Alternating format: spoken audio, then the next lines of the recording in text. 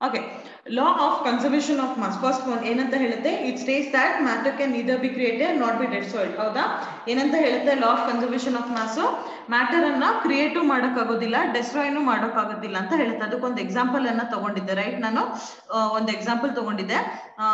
Example ತಗೊಂಡು ಏನಂತ ಹೇಳಿದೆ, ಸಪೋಸ್ a ಪ್ಲಸ್ ಬಿ ಏನಿದೆಯೋ ಬಿ ಆಗ್ತಾ ಇದೆ ಅಂತಂದ್ರೆ a plus B gives you C ಅಂತ ಆದ್ರೆ ಅದೇನಾಗಿರುತ್ತೆ, ಸಪೋಸ್ ಎ 10 ಗ್ರಾಮ್ಸ್ ಇದ್ರೆ ಬಿ ಕೂಡ 10 ಗ್ರಾಮ್ಸ್ ಇರುತ್ತೆ, ಸಿ ಇರೋದೇನಿರುತ್ತೆ 20 ಗ್ರಾಮ್ಸ್ ಬರುತ್ತೆ.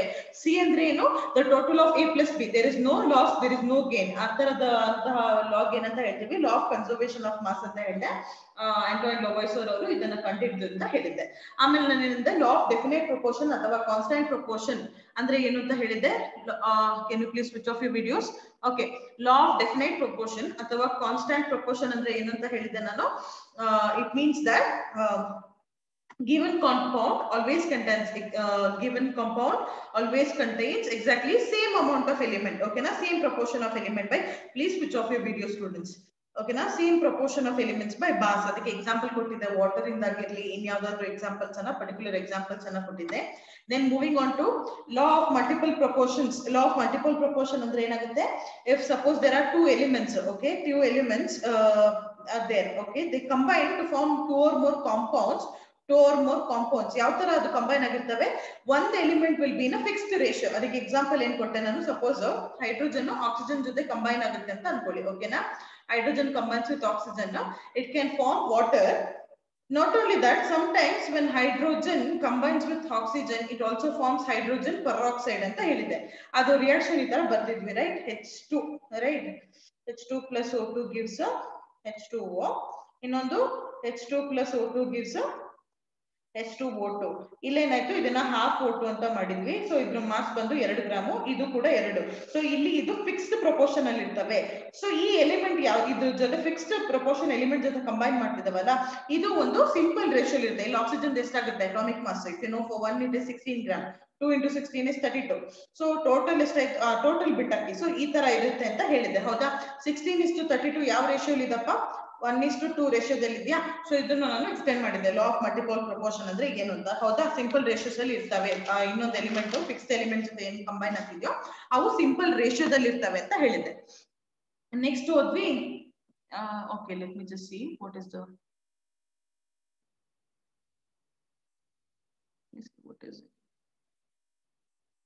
Okay. Now moving on, next ನಾನು ನಿಮಗೆ maybe I had told you about Gay-Lussac's law ಅಂತ ಅನ್ಕೊಳ್ತೀನಿ.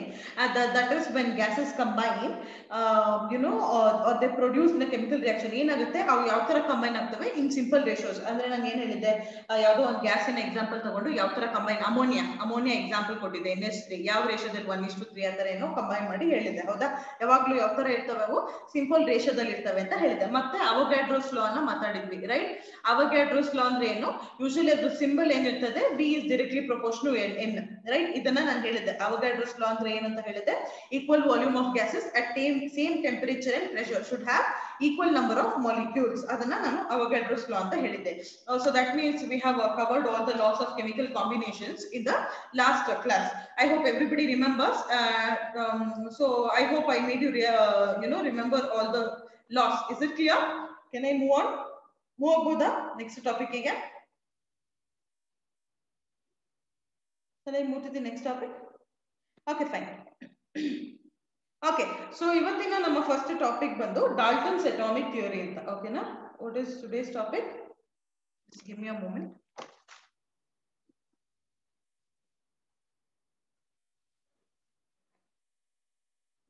What is today's topic ಅಂತ ಹೇಳ್ತಾ ಇದ್ದೀನಿ. Dalton's atomic theory. ಓಕೆನಾ? Dalton's atomic theory. ಸೊ ಇದು ನಮ್ಮ ಇವತ್ತಿನ ಟಾಪಿಕ್. ಓಕೆನಾ? ಸೊ ಈಗ ಡಾಲ್ಟನ್ಸ್ ಅಟಾಮಿಕ್ ಥಿಯರಿ ಏನ್ ಪಾಯಿಂಟ್ಸ್ ಅನ್ನ ಹೇಳ್ತಿದ್ದೆ ಅದನ್ನ ಹೇಳೋಕ್ಕಿಂತ ಮುಂಚೆ ಎಲ್ಲಿಂದ ಬಂತು ಇದು, ಈ ಡಾಲ್ಟನ್ಸ್ ಅಟಾಮಿಕ್ ಥಿಯರಿ ಏನನ್ನ ಹೇಳುತ್ತೆ, ಎಲ್ಲಿಂದ ಬಂತು, ಯಾವ ಟೈಮಲ್ಲಿ ಉಂಟಾಯ್ತು, ಅದನ್ನೆಲ್ಲ ನೋಡೋಣ.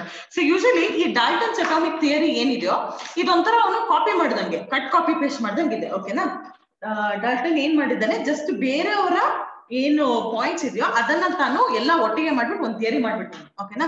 ಸೊ ಅದು ಯಾವ ತರ ಇದೆ ಅಂದ್ರೆ see if I have to tell ಏನೋ ಒಂದು ಪುರಾತನ ಕಾಲದ ನಿಮಗೆ ಎಕ್ಸಾಂಪಲ್ ಕೊಡ್ಬೇಕು ಅಂದ್ರೆ ಸಿ ಇವಾಗ ನಮ್ಮ ಕಾಲದಲ್ಲಿ ನಮ್ಮ ಇಂಡಿಯನ್ ಇದ್ರ ಪ್ರಕಾರ ಸ್ಟಾರ್ಟಿಂಗ್ ಅಲ್ಲಿ ಋಷಿಗಳೆಲ್ಲ ಇರ್ತಾರೆ ರೈಟ್. ಈ ಮಹರ್ಷಿಗಳು ಏನೇನೋ ಬರ್ತಾವಲ್ಲ ರಾಮಾಯಣದಲ್ಲಿ ಅದ್ರಲ್ಲ ರೈಟ್. ಅದ್ರಲ್ಲಿ ಒಬ್ರು ಋಷಿ ಇರ್ತಾರೆ, ಅವ್ರ ಹೆಸರು ಕನ್ನಡ ಅಂತ ಇರುತ್ತೆ. ಓಕೆನಾ, I don't know if it is Kannada ಅವ್ರ ಕನ್ನಡ ಅಂತೇನೋ ಗೊತ್ತಿಲ್ಲ. ಸೊ ಅವರೊಬ್ರು ಮಹರ್ಷಿ. ಓಕೆನಾ, ಇವರೊಬ್ರು ಮಹರ್ಷಿ ಆಗಿರ್ತಾರೆ. ಅಂಡ್ ಸಿಮಿಲರ್ಲಿ ಇವ್ರು ಏನಂತಾರೆ ಅಂದ್ರೆ ಈ ಕನ್ನಡ ಅಂತಿರೋರು ಆಟಮ್, ಈ ಆಟಮ್ ಅನ್ನು ಓಡಿದ್ಯೋ ಅವ್ರು ಅದನ್ನ ಏನಂತ ಹೇಳಿರ್ತಾರೆ ಅಂದ್ರೆ ಅವರ ಟೈಮಲ್ಲಿ ಕಣದಲ್ಲೂ ಭಗವಂತನಿದ್ದಾನೆ ಅಂತ ಒಂದು ಹೇಳಿರ್ತಾರೆ. ಓಕೆನಾ, ಅವ್ರ ಹಿಂದಿಲಿ ಲೈಕ್ ಕಣ್ಮೆ ಭಗವಾನ್ ಆತರ ಕಣದಲ್ಲೂ ಭಗವಂತ ಇದ್ದಾನೆ, ಕಣ್ದಲ್ಲೂ ಶಿವ ಇದ್ದಾನೆ ಆತರ ಹೇಳಿರ್ತಾರೆ. ಯಾರು ಕನ್ನಡನು ಋಷಿ. ಓಕೆನಾ, ಸೊ ಅವರು ಆಗ್ಲೇ ಕಂಡಿರ್ತಾರೆ ಏನನ್ನ ಆಟಮ್ ಅನ್ನ ಕಣದಲ್ಲೂ. ಅವ್ರು ಅದನ್ನ ಯಾವ ತರ ಹೇಳ್ತಾರೆ ಅಂದ್ರೆ ಸಪೋಸ್ ಈಗ ಒಂದು ಚಾಕ್ಪೀಸ್ ಅಥವಾ ಮಾರ್ಕರ್ ಇದೆ ಅಂತ ಅನ್ಕೊಳ್ಳೋಣ. ಓಕೆನಾ, ಸೊ ಅದನ್ನ ನಾವು ಕಟ್ ಮಾಡ್ತಾ ಹೋದ್ರೆ ನಾವು ಫೈನಲ್ ಆಗಿ ಯಾವ ಸ್ಟೇಜ್ ರೀಚ್ ಆಗ್ತೀವಿ ಅಂದ್ರೆ ಆ ಉಲ್ಟಿರೋ ಪೀಸ್ ಅನ್ನ ಕಟ್ಟೆ ಮಾಡಕ್ಕಾಗಲ್ಲ. Please don't scribble anything on the screen.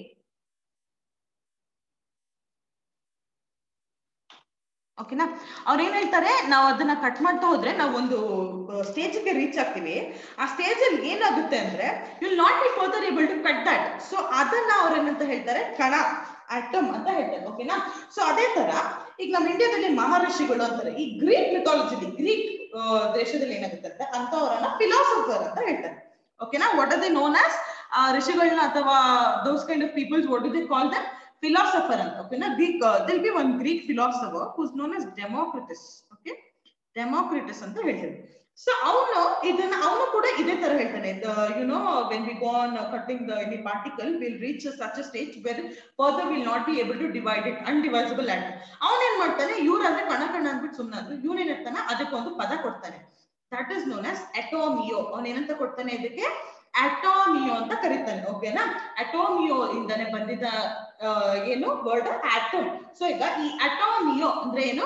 ಇಲ್ಲಿ ಅಟೋಮಿಯೋಲಿ ಈ ಗ್ರೀಕಿನ a stands for un, and ಟೋಮಿಯೋ ಸ್ಟ್ಯಾಂಡ್ಸ್ ಫಾರ್ ಡಿವೈಸಬಲ್. ಓಕೆನಾ, ಅನ್ಡಿವೈಸಬಲ್, ಅನ್ಬ್ರೇಕೇಬಲ್ ಅಂತ ಹೇಳ್ತಾನೆ. ಓಕೆನಾ, ಈ ಏನ್ ಪಾರ್ಟಿಕಲ್ ಇರುತ್ತೋ ಇದನ್ನ ಫರ್ದರ್ ಡಿವೈಡ್ ಮಾಡ್ಲಿಕ್ಕೆ ಆಗುದಿಲ್ಲ ಅಂತ ಹೇಳ್ತಾರೆ. ಯಾರು? ಈ ಡೆಮೋಕ್ರಿಟಸ್ ಅನ್ನೋರು. ಕನ್ನಡನವರು ಕೂಡ ಅದನ್ನೇ ಹೇಳಿರ್ತಾರೆ. ಅದೇ ತರ ಈ ಡೆಮೋಕ್ರಿಟಸ್ ಕೂಡ ಹೇಳ್ತಾನೆ. ಓಕೆನಪ್ಪ, did you understand what I am trying to tell you? ಇದು ಆಗ್ಲೇ ಬಂದಿರುತ್ತೆ. ಬಟ್ ಏನಾಗುತ್ತೆ, ಈ ಇಬ್ರು ಏನಿರ್ತಾರೆ, ಫಿಲಾಸಫರ್ ಮತ್ತೆ ಈ ಋಷಿ, ಅವರಿಬ್ರು ಏನ್ ಮಾಡಿರ್ತಾರೆ ಅಂದ್ರೆ ಅದಕ್ಕೆ ಯಾವ್ದೋ ತರದ ರೈಟಿಂಗ್ ಪ್ರೂಫ್ ಇಟ್ಟಿರೋದಿಲ್ಲ. ತಾನ್ ಮಾಡಿದ್ದು ಅನ್ನೋದಕ್ಕೆ ಯಾವ್ದೋ ಒಂದು ರೈಟಿಂಗ್ ಪ್ರೂಫ್ ಇರಲಿಲ್ಲ. What ever they say it's orally. So ಏನಾಗುತ್ತೆ, ಈ ಡಾಲ್ಟನ್ ಏನ್ ಮಾಡ್ತಾನೆ, ಅದನ್ನೆಲ್ಲ ಎತ್ಕೊಂಡ್ಬಿಡ್ತಾನೆ. ರೈಟ್, ಈ ಕ್ವಶನ್ಸ್ ಎಲ್ಲ ಎತ್ಕೊಳ್ತಾನೆ. ಸೊ ಅವನೇನ್ ಹೇಳ್ತಾನೆ, first theory, the first point says matter contains an undivisible particle called as atom. ಅವನೇನಂತ ಹೇಳ್ತಾನೆ, matter contains an indivisible particle, ಅದನ್ನ ನಾವ್ ಏನಂತ ಕರಿತಾ ಇದೀವಿ? ಆಟಮ್ ಅಂತ ಹೇಳ್ತಾನೆ. ಓಕೆನಾ, ಸೊ ಫಸ್ಟ್ ಪಾಯಿಂಟ್ ಎಲ್ಲಿಂದ ಕದ್ದ? ಒಂದು ಡೆಮೋಕ್ರಿಟಸ್ ಮತ್ತೆ ಆ ಮಹರ್ಷಿ ಏನಿದ್ದಾರೆ ಅವ್ರ ಪಾಯಿಂಟ್ ಇಂದ ತೆಗಿತಾನೆ. ಏನಂತ? Matter contains an indivisible particle, ಅದನ್ನ ಏನಂತ ಹೇಳ್ತಾನೆ ಅವನು? ಆಟಮ್ ಅಂತ ಕರೀತಾನೆ. ಓಕೆನಾ, ಕ್ಲಿಯರಾ ಫಸ್ಟ್ ಪಾಯಿಂಟ್? ಓಕೆ, ಸೆಕೆಂಡ್ ಪಾಯಿಂಟಿಗೆ ಹೋಗೋಣ. ಸೊ ಸೆಕೆಂಡ್ ಪಾಯಿಂಟ್ ಎಲ್ಲಿಂದ ಬರುತ್ತೆ ಅಂದ್ರೆ law of conservation of mass ಇಂದ ಬರುತ್ತೆ. Now what do you mean by law of conservation of mass? It says that atom can neither be created nor destroyed. So ಏನಂತ ಹೇಳ್ಬೋದು ನಾವು ಇದಕ್ಕೆ? atom can neither be created nor be destroyed. So ಇದು ಅವನ second point. ಇದೆಲ್ಲಿಂದ ಕಥೆ? Law of conservation of mass ಅಂತ ಕಥೆ. ಓಕೆನಾ, ಸೊ ನೆಕ್ಸ್ಟ್ ಥರ್ಡ್ ಪಾಯಿಂಟ್ ಏನಂತ ಹೇಳ್ತಾನಂದ್ರೆ atom of same element. ಓಕೆನಾ, atom of same element have same properties. ಏನಂತ ಹೇಳ್ತಾನೆ? atom of same element have same property. Now what do you mean by that? Suppose ಈಗ ಒಂದು example ತಗೊಳ್ಳೋಣ. ಯಾವ್ದೋ ನನ್ನ ಹತ್ರ ಒಂದು ಬಾಕ್ಸ್ ಇದೆ ಅಂತ ಅನ್ಕೊಳ್ಳೋಣ. ಓಕೆನಾ, I have some closed box. Inside that I put this oxygen gas. So ಈಗ ನಾನು ಕಂಪ್ಲೀಟ್ ಆಗಿ ಆಕ್ಸಿಜನ್ ನ ಫಿಲ್ ಮಾಡ್ತೀನಿ ಅಂತ ಅನ್ಕೊಳ್ಳೋದು. ಸೊ ಅದ್ರಲ್ಲಿ ಒಂದು ಮಾತ್ರ ಆಕ್ಸಿಜನ್ ಆಟಮ್ ಇರೋದಿಲ್ಲ, ಬೇಜಾನ್ ಆಟಮ್ ಇರ್ತವೆ, right? But it all belongs to the same element oxygen. So that means ಅವೆಲ್ಲದ್ರೂ ಕೂಡ ಫಿಸಿಕಲ್ ಪ್ರಾಪರ್ಟಿ ಏನಿದೆಯೋ ಸೇಮ್ ಇರ್ತವೆ, right? It will have all same physical and chemical properties. ಅದನ್ನೇ ಅವ್ನು ಹೇಳ್ತಿರೋದು, that is atoms of same element, they will be identical. ಓಕೆನಾ? ಅವೆಲ್ಲ ಏನಿರುತ್ತೆ ಪ್ರಾಪರ್ಟೀಸ್ ಏನಾಗಿರ್ತವೆ, ಸೇಮ್ ಅಥವಾ ಐಡೆಂಟಿಕಲ್ ಆಗಿರ್ತವೆ ಅಂತ ಹೇಳ್ತಾನೆ. ನಾವು ಫೋರ್ತ್ ಪಾಯಿಂಟ್ ಅನ್ನ ಏನಂತ ಹೇಳ್ತಾನೆ ಅಂದ್ರೆ, what is going to say, fourth point ಏನಂತ ಹೇಳ್ತಾನೆ, atoms of different elements. ಓಕೆನಾ? atoms of different elements have different property. ಏನಂತ ಹೇಳ್ತಾನೆ, atoms of different elements have different property. ನೋಡಿ, ನಮಗೆ ಗೊತ್ತೇ ಇರಲಿಲ್ಲ ಅಲ್ಲ, atoms of same elements ಗೆ ಸೇಮ್ ಪ್ರಾಪರ್ಟಿ ಇದ್ರೆ atoms of different elements ಗೆ ಡಿಫರೆಂಟ್ ಪ್ರಾಪರ್ಟಿ ಇತ್ತು ಅಂತ ಗೊತ್ತೇ ಇರೋದಿಲ್ಲ ಅಲ್ವಾ? ಅದಕ್ಕೆ ಅವನು ಇದನ್ನು ಕೂಡ ಒಂದು ಪಾಯಿಂಟ್ ಅನ್ನ ಕೊಡ್ತಾನೆ. What is he saying? Atoms of same element have same property, whereas atoms of different elements have different property. Suppose ನೀನು ಕಾರ್ಬನ್ ಮತ್ತು ಆಕ್ಸಿಜನ್ ಎರಡನ್ನೂ ಹಾಕಿದ್ರೆ ಕಾರ್ಬನ್ಗೂ ಆಕ್ಸಿಜನ್ಗೂ ಸೇಮ್ ಪ್ರಾಪರ್ಟಿ ಇರುತ್ತಾ? Never. That is what he is trying to say. ಬೇರೆ ಬೇರೆ elements ಗೆ ಬೇರೆ ಬೇರೆ ಪ್ರಾಪರ್ಟಿ ಇರ್ತವೆ ಅಂತ ಹೇಳ್ತಾರೆ. ಓಕೆನಾ? ನೆಕ್ಸ್ಟ್ ಇನ್ನೇನ್ ಹೇಳ್ತಾನೆ ಅಂದ್ರೆ, ನೆಕ್ಸ್ಟ್ ಪಾಯಿಂಟ್ ಅವ್ನು ಹೇಳ್ತಾನೆ, when atoms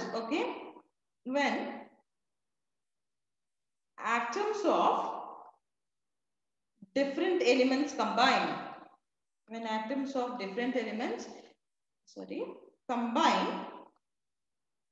they always do so. ಇದು ಆಲ್ಮೋಸ್ಟ್ ನಿಮ್ಮ ಯಾವ ಲಾ ಗೊತ್ತಾ, ಕಾನ್ಸ್ಟೆಂಟ್ ಪ್ರಪೋರ್ಷನ್ ಇದೆಯಲ್ಲ ಅದಕ್ಕೆ ಸಿಮಿಲರ್ ಆಗಿರುತ್ತೆ. ಏನಂತ ಹೇಳ್ತಾನೆ, when atoms of different elements combine, they always do so in a fixed proportion. ಯಾವಾಗ್ಲೂ ಕೂಡ ಅದು ಯಾವ ತರ ಕಂಬೈನ್ ಆಗುತ್ತೆ ಅಂತ ಹೇಳ್ತಾನೆ, ಒಂದು ಫಿಕ್ಸ್ಡ್ ಪ್ರಪೋರ್ಷನ್ ಅಲ್ಲಿ. ಸಪೋಸ್ H2O ಇದೆ, ಅಲ್ಲಿ ಯಾವ ತರ ಇದೆ ರೇಷಿಯೋ, 2:1. ಅದೇ CO2 ತಗೊಂಡ್ರೆ 1 ಕಾರ್ಬನ್ 2 ಆಕ್ಸಿಜನ್. ಸೊ ಈ ತರ ಫಿಕ್ಸ್ಡ್ ರೇಷಿಯೋ ಅಲ್ಲಿ ಕಂಬೈನ್ ಆದಾಗ ಕಾಂಪೌಂಡ್ಸ್ ಆಗ್ತವೆ ಅಂತ ಹೇಳ್ತಾ ಇದ್ದೇನೆ. ಓಕೆನಾ? So this is all about the what you say, Dalton's atomic theory. So did you understand what is this theory? ಅರ್ಥ ಆಯ್ತಾ? ಡಾಲ್ಟನ್ಸ್ ಅಟಾಮಿಕ್ ಥಿಯರಿ ಪಾಯಿಂಟ್ಸ್ ಎಲ್ಲ ಅರ್ಥ ಆಯ್ತಾ? ಫಸ್ಟ್ ಏನು, ಫಸ್ಟ್ ಇಲ್ಲಿಂದ ಕದಿತಾನೆ, matter consist of indivisible particles called as atom ಅಂತ ಕದಿತಾನೆ. ನೆಕ್ಸ್ಟ್ ಏನಂತ ಹೇಳ್ತಾನೆ, atom can either be created nor be destroyed. Next ಏನ್ ಹೇಳ್ತಾನೆ, atoms of same elements have same property. ಅದ್ರದ್ದು ನೆಕ್ಸ್ಟ್ ಉಲ್ಟಾ. ಆಮೇಲೆ ಫೈನಲ್ ಆಗಿ ಏನು, when atoms of different elements combine, ಅವು ಯಾವ ತರ ಕಂಬೈನ್ ಆಗ್ತವೆ, they do so in fixed proportion, simple ratio ಅಲ್ಲಿ ಕಂಬೈನ್ ಆಗ್ತವೆ ಕಾಂಪೌಂಡ್ ಆಗ್ಲಿಕ್ಕೆ ಅಂತ ಹೇಳ್ತಾನೆ. So are we clear with Dalton's atomic theory? Are we clear? Clear? Okay, fine. Next, moving on to the next topic. Okay na? Next topic ಗೆ ಹೋಗೋಣ. What is it? Next topic. So ಇದೇನಾಗುತ್ತೆ, ಈಗ ಇದನ್ನ ಏನ್ ಕಂಡಿಡಿತಾನೋ ಈ Dalton ಅವರು, ಅದು 1808 ಅಲ್ಲಿ ಆಗುತ್ತೆ. ಸೊ ಈ 1808 ಅಲ್ಲಿ ಈ ಥಿಯರಿ ಬಂದ್ಮೇಲೆ ದೊಡ್ಡ ಅಜಗಜಾಂತರನೇ ಆಗೋಗ್ಬಿಡುತ್ತೆ. ಓಕೆನಾ? ದೊಡ್ಡ ಬವಾಲ್ ಕ್ರಿಯೇಟ್ ಆಗ್ಬಿಡುತ್ತೆ. ಓ ಏನಪ್ಪಾ ಇದು ಆಟಮ್ ಅನ್ನೋದೇನೋ ಬಂತಲ್ಲಪ್ಪ, ಇದೇನಪ್ಪ ಹಿಂಗೆಲ್ಲ ಕ್ರಿಯೇಟ್ ಮಾಡಿದ್ದಾರೆ ಅಂತ ಏನಾಗುತ್ತೆ, ಎಲ್ಲಾ ಸೈಂಟಿಸ್ಟ್ಗಳು ಫಿಲಾಸಫರ್ಸ್ ಎಲ್ಲ ಏನ್ ಮಾಡ್ತಾರೆ, ಎಲ್ಲ ಹುಡುಕಕ್ ಶುರು ಮಾಡ್ತಾರೆ. ನೆಕ್ಸ್ಟ್ ಟಾಪಿಕ್ಸ್ ಅನ್ನ ಏನಿರ್ಬೋದು, ಇದು ಇದ್ರಲ್ಲಿ ಮುಂದೆ ಏನ್ ಮಾಡ್ಬೇಕು, ಇದನ್ನ ಮಾಡ್ಬೇಕು ಅಂತ ಗೊತ್ತಾದಾಗ ಬರುವಂತಹ ಟಾಪಿಕ್ ಏನು, ಅಟಾಮಿಕ್ ಮಾಸ್. ಓಕೆನಾ? ಯಾವ ಟಾಪಿಕ್ ಬರುತ್ತೆ, ಅಟಾಮಿಕ್ ಮಾಸ್ ಅನ್ನುವಂತ ಟಾಪಿಕ್ ಬರುತ್ತೆ. ನಾವು you don't have to learn what is atomic mass, definition ಬೇಡ ನಿಮಗೆ. ಓಕೆನಾ? ಯೂಶಲಿ ನಿಮ್ಗೆ ಗೊತ್ತು ಏನ್ ಅಟಾಮಿಕ್ ಮಾಸ್ ಅಂದ್ರೆ ಅಲ್ವಾ? What is atomic mass? Nothing but the mass of the atom. ಎಷ್ಟು ಅದ್ರೊಳಗಿರುತ್ತೆ ಅದನ್ನೆಲ್ಲ ಕಲಿಯುವಂಥದ್ದು ಅಟಾಮಿಕ್ ಮಾಸ್. ಸೊ ಅದು ನನಗೆ ಬೇಡ. ಸೊ ಈಗ ರೀಸೆಂಟ್ ಟೆಕ್ನಾಲಜಿಲಿ we have different methods to find out that. Best one is the instrument known as mass spectrometry. ಓಕೆನಾ? ಈ ಮಾಸ್ ಸ್ಪೆಕ್ಟ್ರೋಮೆಟ್ರಿನ ಯೂಸ್ ಮಾಡ್ಬಿಟ್ಟು ನಾವು ಫೈಂಡ್ ಔಟ್ ಮಾಡ್ಬೋದು ಏನ್ ಅಟಾಮಿಕ್ ಮಾಸ್ ಇದೆ ಆ ಪರ್ಟಿಕ್ಯುಲರ್ ಸಬ್ಸ್ಟೆನ್ಸಿಗೆ ಅಂತ ಫೈಂಡ್ ಔಟ್ ಮಾಡ್ಬೋದು. ಸೊ ನಾವು ದಿಸ್ ಇಸ್ ನಾಟ್ ನೀಡೆಡ್. ನಾವೀಗ ಮಾತಾಡ್ತಿರೋದು ಹಳೆ ಕಾಲದ್ದು, ರೈಟ್? ಹಳೆ ಕಾಲದಲ್ಲಿ ಏನಾಯ್ತು ಅಂತ ನೋಡೋಣ, ಅಷ್ಟೇ ಕಂಟಿನ್ಯೂ ಮಾಡೋಣ. ಓಕೆನಾ? ಇದೇನಾಗುತ್ತೆ, ನಾವು ಮಾತಾಡ್ತಿರೋದು 19th ಸೆಂಚುರಿ ಬಗ್ಗೆ. ಓಕೆನಾ? 19th ಸೆಂಚುರಿಲಿ ಏನಾಯ್ತು ಅಂತ ನೋಡೋಣ. ಸಿ ಆ ಟೈಮ್ ಅಲ್ಲಿ ಈ ಅಟಾಮಿಕ್ ಮಾಸ್ ಏನಿದೆಯೋ ಇದನ್ನ ಯಾವ ಬೇಸಿಸ್ ಮೇಲೆ ಹೇಳ್ತಿದ್ರು ಅಂದ್ರೆ ರಿಲೇಟಿವ್ ಅಟಾಮಿಕ್ ಬೇಸಿಸ್ ಮೇಲೆ ಮಾತಾಡ್ತಿದ್ರು. Okay? They were speaking about this on the basis of what, relative atomic mass. Let me just see, somebody has some doubt over what is it. ಓಕೆನಾ. So ಇದನ್ನ ಯಾವ್ದ್ರ basis ಮೇಲೆ ಮಾತಾಡ್ತಾ ಇರ್ತಾರೆ, relative atomic mass basis ಮೇಲೆ ಮಾತಾಡ್ತಾ ಇರ್ತಾರೆ. ನಾವು what you mean by relative atomic mass ಅಂತ ನೋಡೋಣ. ಓಕೆನಾ, ಏನ್ ರಿಲೇಟಿವ್ ಅಟಾಮಿಕ್ ಮಾಸ್ ಅಂದ್ರೆ ನೋಡೋಣ. ಏನ್ ಹೇಳ್ತಾರೆ ಅಂದ್ರೆ maybe it's like relative atomic mass ಅಂದ್ರೆ through one atom we are trying to find out the mass of other. ಅಂದ್ರೆ ಎಕ್ಸ್ಪೆರಿಮೆಂಟಲ್ ಮೆಥಡ್ ಇದು. ಇಲ್ಲಿ ಏನ್ ಮಾಡ್ತಿದ್ವಿ, ಯಾವ್ದೋ ಒಂದು ಆಟಮ್ ಇಂದ ಇನ್ನೊಂದು ಆಟಮ್ ನ ಮಾಸ್ ಅನ್ನ ಕಂಡುಹಿಡಿಯೋದು. Let me just take example. ಓಕೆನಾ, ಸಪೋಸ್ ಒಂದು ಸ್ಟೋರಿ ಹೇಳ್ತೀನಿ. Maybe just consider I am a fruit vendor. ನಾನೊಬ್ಳು ಫ್ರೂಟ್ ವೆಂಡರ್ ಅಂತ ಅನ್ಕೊಳ್ಳಿ. ವಾಟ್ ಹ್ಯಾಪನ್ಸ್, ನಾನು ಫ್ರೂಟ್ ಮಾರ್ಲಿಕ್ಕೆ ಅಂತ ಮಾರ್ಕೆಟಿಗೆ ಹೋಗ್ತೀನಿ. ಓಕೆನಾ, ನಾನು ಫ್ರೂಟ್ ಮಾರ್ಲಿಕ್ಕೆ ಅಂತ ಮಾರ್ಕೆಟಿಗೆ ಹೋಗ್ತೀನಿ. I get all the fruits.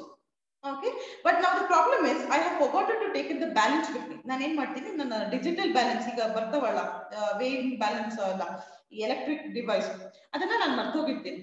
ಈಗ ಹೆಂಗೋ ಹೊಸ ಟೆಕ್ನಾಲಜಿಗಳು ಬ್ಯಾಲೆನ್ಸ್ ಅನ್ನ ಮರ್ತೋಗ್ಬಿಟ್ಟು ಅಂಗಡಿಗೆ ಹೋಗ್ತೀನಿ. ನಾವು somebody asked me give me 2 or 3 kgs of apple or something like that. Okay, ಈಗ ಏನಾಗುತ್ತೆ, ನನ್ನ ಹತ್ರ I do not have the digital balance. Now how do I weigh? But I know that one thing I know. Okay, na, so ನನ್ನ ಹತ್ರ ಒಂದು just imagine I had one watermelon with me. Okay, and I know that the weight of watermelon is around 6 kg ಅಂತ ಅನ್ಕೊಳ್ಳೋಣ. Okay, weight of watermelon is 6 kg ಅಂತ ನಂಗೆ ಗೊತ್ತಿತ್ತು.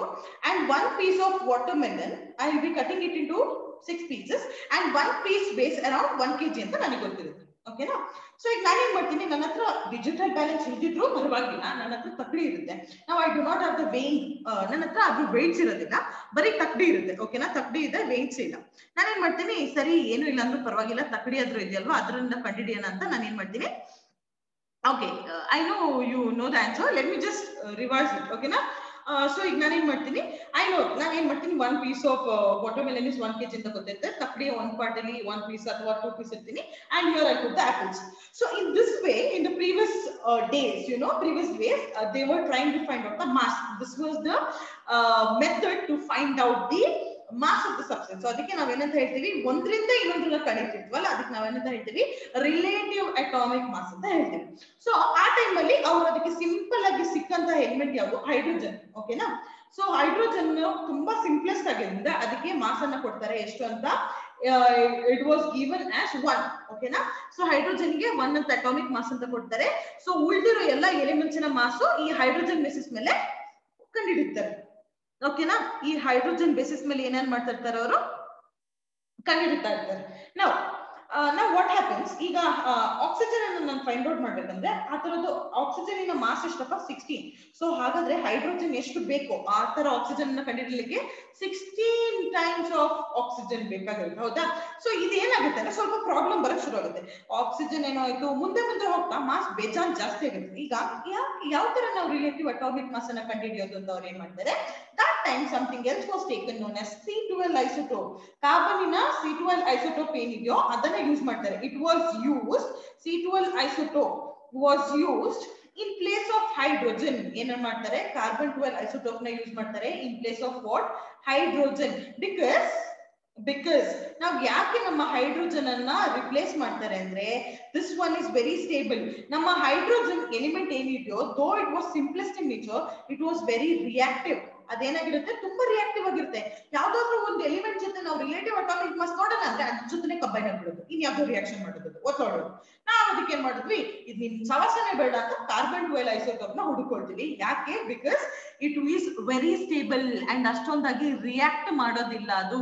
ಅದಕ್ಕೋಸ್ಕರ ನಾವ್ ಏನನ್ನ ಹುಡುಕೊಳ್ತೀವಿ, ಕಾರ್ಬನ್ 12 ಐಸೋಟೋಪ್ ಅನ್ನ ಹುಡ್ಕೊಳ್ತೀವಿ.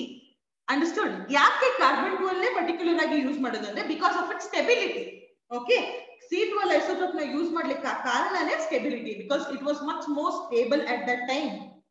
ಅರ್ಥ ಆಯ್ತಾ, ಯಾಕೆ ಅದನ್ನೇ ಪರ್ಟಿಕ್ಯುಲರ್ ಆಗಿ ತಗೊಂಡ್ರು, ಇನ್ಯಾವುದನ್ನು ತಗೊಂಡಿಲ್ಲ ಅಂದ್ರೆ, it was considered to be very much stable.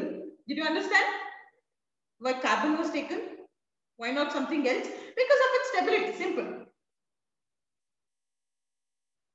Okay, now moving on. So istu nimage artha aita, enayitu now. Okay, this you understood, right? Yake iga carbon 12 isotope anna tagondvi. Now idu just moving on to the next page. ಈ carbon 12 isotope ಇದಲ್ಲ, this carbon 12 isotope, ಅದರ ಒಂದು ಆಟಮಿನ mass ಎಷ್ಟಿತ್ತು ಗೊತ್ತಾ? One atom's mass was around 1.995 into 10 to the power of minus 23 gram.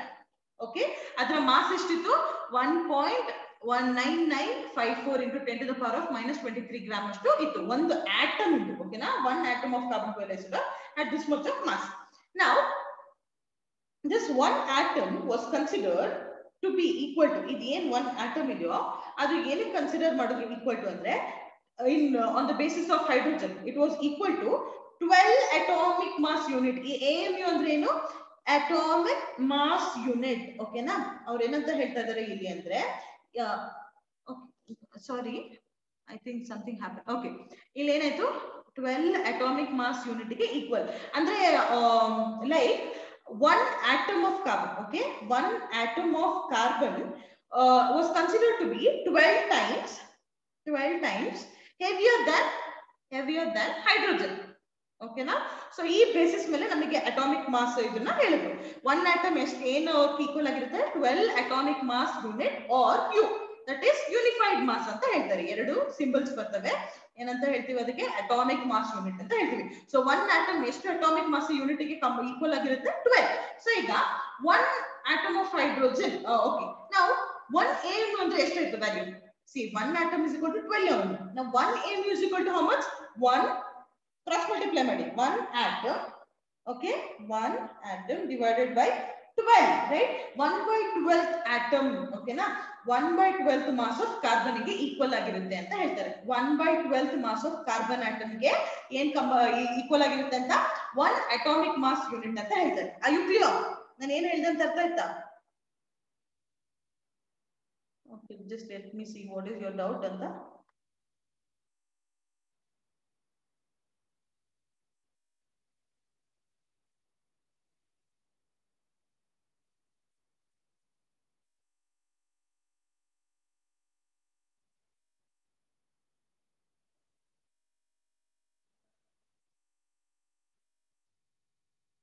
Okay,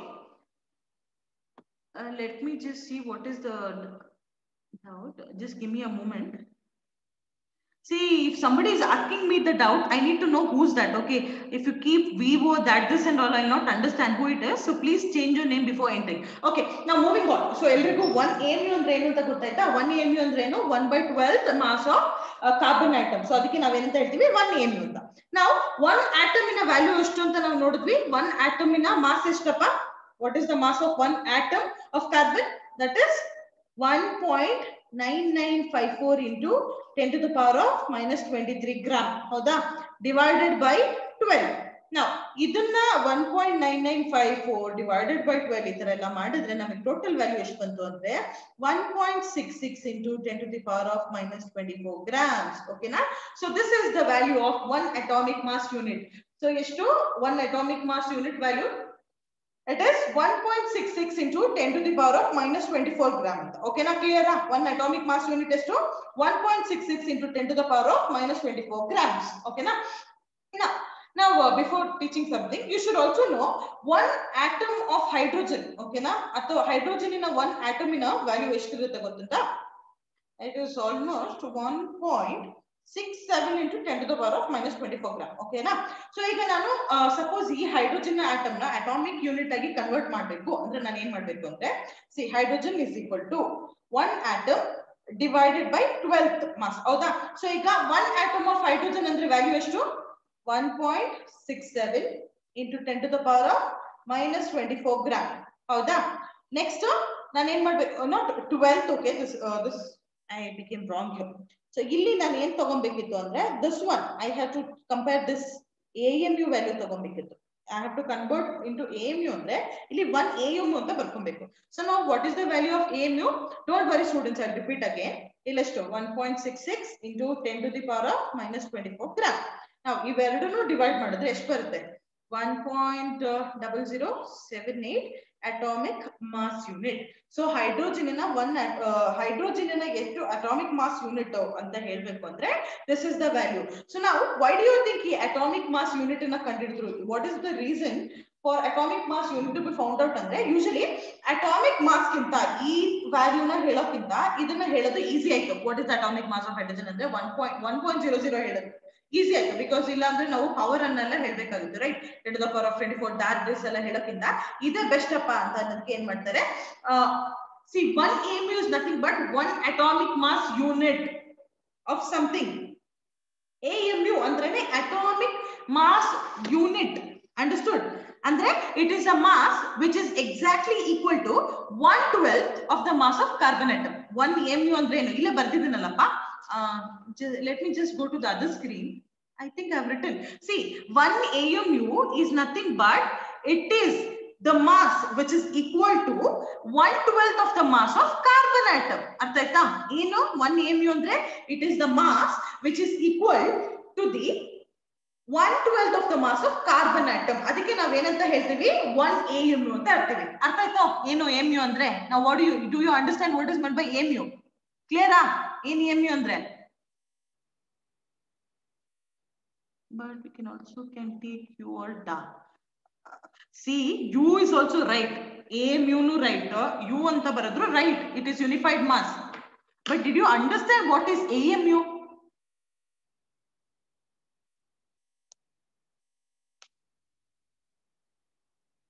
I don't know what is the name of this Vivo. That is the reason I asked you to change your name. ಅರ್ಥ ಆಯ್ತಾ? Unit ನೀನ್ ಏನಾದ್ರೂ ಬರ್ಕೋ, AMU ಅಂತಾದ್ರೂ ಬರ್ಕೋ, U ಅಂತಾದ್ರೂ ಬರ್ಕೋ. But did you understand what is AMU?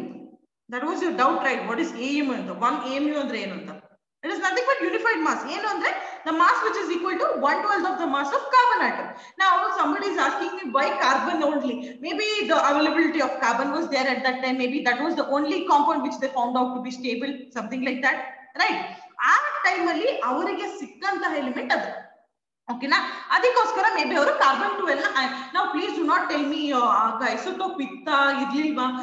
May be they did know what was isotope, but maybe they found out that ಅವ್ರಿಗೆ ಹೆಂಗೋ ಒಂದು element ಅನ್ನ ಸಿಕ್ಕಿರ್ಬೋದು. Later it is filter ಮಾಡಿ ಈ ತರ ಕೊಟ್ಟಿರ್ಬೋದು definition. That is what I feel according to the history. You just have to know what is how did it get 1 AMU, ಯಾವ ತರ ಆ ತರ ಗೊತ್ತಾದ್ರೆ ಸಾಕು. ಅರ್ಥ ಆಯ್ತಾ? So are we clear with this topic? Atomic mass ಅಂದ್ರೆ ಏನು, AMU atomic mass unit ಅಂದ್ರೆ ಏನು, ಯಾವ ತರ ಕನ್ವರ್ಷನ್ ಮಾಡ್ತಾ ಇದೀವಿ ಅಂತ ಅರ್ಥ ಆಯ್ತಾ? So do you have any clarification to be done with this?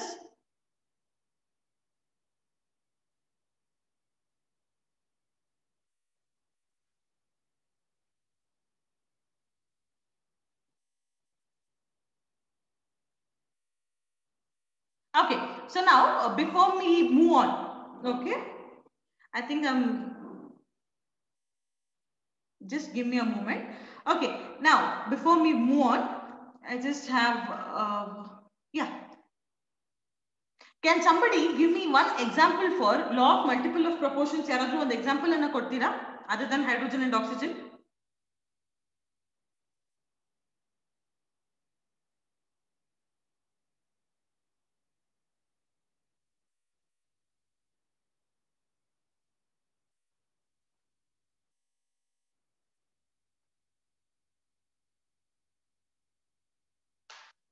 Okay, can somebody give me example for that? Just give me a moment, students. No, I need some example. What's happening? Are we clear now? Are we? Are you? Am I audible? Am I audible? Okay. ಇದಕ್ಕೊಂದು example ಕೊಡ್ತೀರಾ?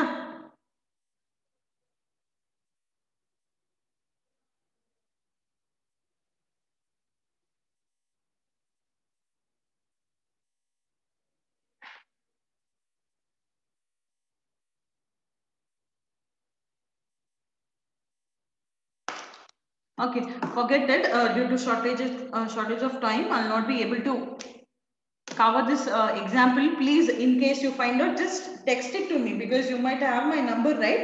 So if you have any doubts regarding this, still ನಿಮಗೆ ಏನಾದರೂ ನಾನು ಹೇಳಿದ್ದು ಇನ್ನೂ ನಿಮಗೆ ಅರ್ಥ ಆಗಲಿಲ್ಲ, AMU ಅಂದ್ರೆ ಏನು ಅಂತ ಇನ್ನೂ ಕೂಡ ನಿಮಗೆ ಕ್ಲಾರಿಫಿಕೇಶನ್ ಸಿಗ್ಲಿಲ್ಲ ಅಂದ್ರೆ you can just ping me. Okay, I will explain you. In case ನಿಮಗೆ ಇನ್ನೂ ಏನಾದರೂ ನಿಮ್ಮ ಮನಸ್ಸಲ್ಲಿ ಇಲ್ಲ I am not satisfied with this answer ಅಂತಾರೆ ಏನಾದರೂ ಪ್ರಾಬ್ಲಮ್ ಇದ್ರೆ you can just ping me up. I will explain you again. Is it fine? Okay, may I know what is the name of this, just before I ask you that thing?